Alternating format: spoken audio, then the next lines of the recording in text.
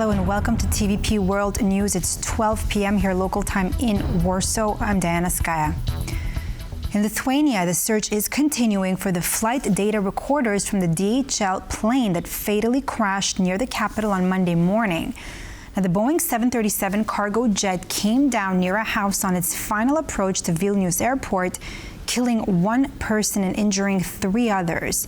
The head of Lithuania's National Crisis Management Center said teams were now combing the crash site to gather evidence and locate the plane's black boxes. Meanwhile, Vilnius airport authorities announced that the facility would close for an hour on Tuesday morning as part of an investigation into the disaster. Now, during the airport's temporary closure between 10 and 11 a.m. local time, police plan to use drones to film the area as part of their investigation into the incident. Repairs on the underwater cable connecting Germany and Finland is underway. Now, the link was recently damaged along with other fiber optic cables between Lithuania and Sweden. Repair work on the cable may wrap up before the end of November, according to the company in charge of the works. It's still not clear who is responsible for damage to the 2 links in the Baltic Sea. Now, the German and Swedish governments suspect sabotage. A Chinese ship which may be connected to the case is currently anchored near the Danish Straits. Danish media report that the authorities are negotiating with Beijing on the possibility of boarding the ship and questioning the crew. Sweden has requested that a Chinese cargo ship at the center of an international probe into the damage caused to 2 Baltic Sea data cables move into Swedish waters. Just over a week ago, 1 cable running between Sweden and Lithuania was cut, while a second link between Finland and Germany was severed less than 24 hours later. Swedish Prime Minister Ulf Kristersson said the ship's relocation would facilitate the investigation. From the Swedish side, we have had contact with the ship and contact with China and said that we want the ship to move towards Swedish waters. We have presented that position and that point of view. There are no accusations regarding anything and no part in the criminal investigation. But here lies only a Swedish wish that the ship should move towards Swedish waters so that we can more easily cooperate to find out what has happened. 3 bodies have been recovered from a tourist boat which capsized off Egypt's Red Sea coast. Now, according to local officials, 13 people are still missing. The Polish Foreign Ministry has confirmed that 2 Polish nationals are among the missing. Our diplomatic mission in Egypt has good contacts with the local authorities overseeing the rescue efforts. The staff is also in touch with families of the 2 Polish nationals, a man and a woman, considered missing after the accident. Poland is looking to strengthen its ties with Armenia. Now, speaking in Yerevan, Polish President Andrzej Duda said that during Poland's presidency of the European Council, Warsaw will seek to bring Armenia into the European community. Let's take a listen.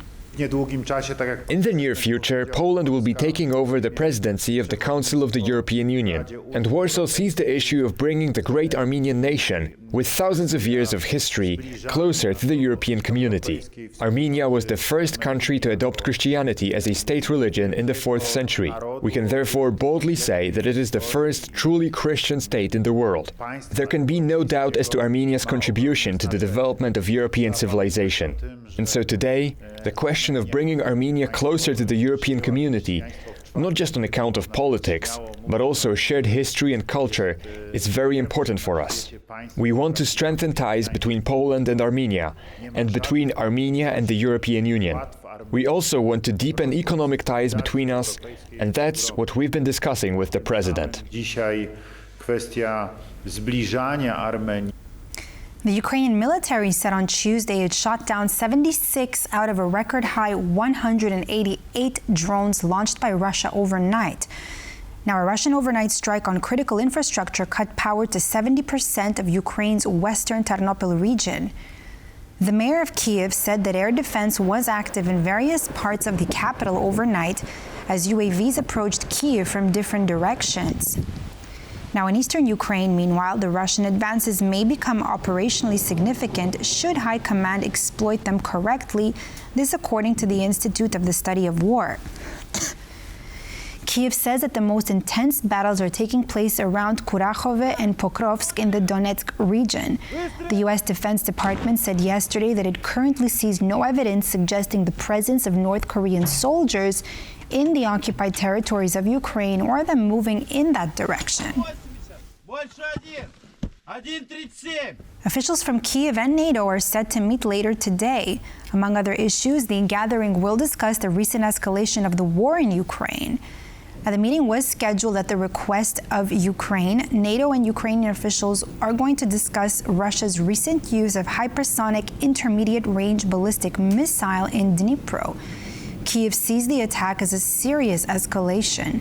Moscow, on the other hand, has said that it struck Ukraine with an experimental weapon in response to Ukraine's use of Western long-range missiles to target Russia. G7 foreign ministers are meeting on Tuesday near Rome for day 2 of discussions centered around Russia and the war in Ukraine. Now, the group of 7 ministers, alongside Ukrainian Foreign Minister Andriy Sybiha, will discuss continued support to Kyiv, prospects for peace, and initiatives for future recovery. Now, on the same day in Brussels, ambassadors from NATO countries and Ukraine will hold talks over Russia firing an experimental hypersonic intermediate-range ballistic missile. In a press release, the European Commission has indicated that it welcomes the consensus reached by the EU and G7 partners to collectively provide loans for 45 billion euros to support Ukraine's urgent budgetary, military, and reconstruction needs. Now, these loans will be paid back using future income from frozen Russian central bank assets.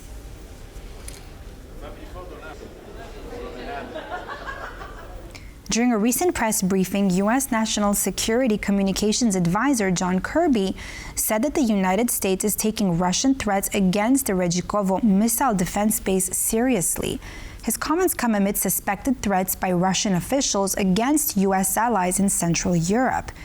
Now, speaking at a press conference on Monday afternoon, the U.S. official reaffirmed the Biden administration's commitment to ensure the safety of Washington's partners in accordance with NATO's Article 5.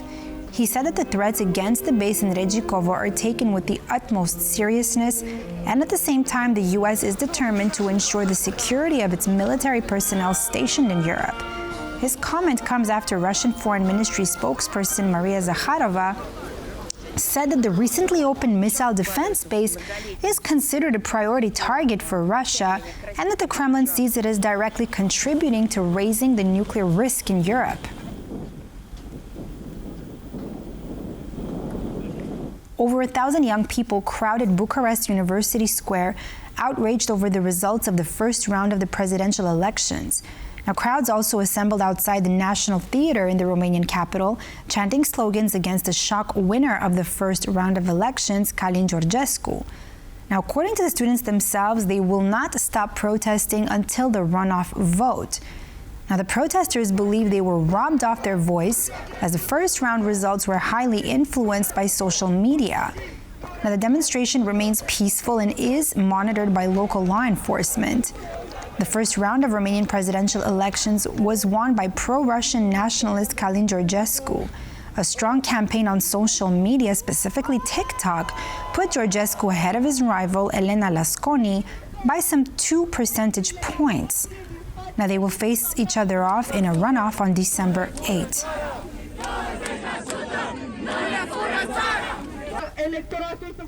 The U.S. Department of State has denied that any agreement has been reached between Israel and Lebanon. Now, at a press briefing in Washington, Matthew Miller said that though the rift between Israel and Lebanon has narrowed significantly, it's still far too large to strike a deal. Let's take a listen. What I'd say is we have made significant progress with getting towards a resolution that includes progress from where we were when I spoke to this last week, but we're not done yet. Nothing is final until everything is final. We continue to work to try and get an agreement over the line, and we're hopeful we can get one, but we need both of the parties to get to yes. Look, we don't believe we have an agreement yet. We believe we're close to an agreement. We believe that we have narrowed the gap significantly, but there are still steps that we need to see taken, but we hope that we can get there. The Polish documentary Pianoforte, directed by Jakub Piątek, received the prestigious International Emmy Award at the 52nd International Emmy Awards Gala in New York City on Monday. Now, the film tells the story of young pianists competing in the Frederick Chopin International Piano Competition held every 5 years in the Polish capital.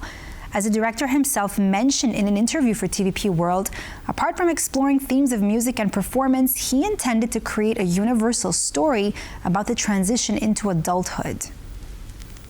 What I really believe is that we've made a coming of age film.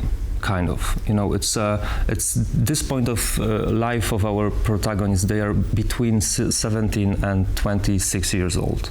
They are becoming adults. It's a huge test for them. So I think we try to tell the more universal story about young people. And I'm not a musician myself, so I cannot imagine what they are going through. I can just witness that. And that's all for this edition of TVP World News. I'm Diana Skaya. Thanks for watching.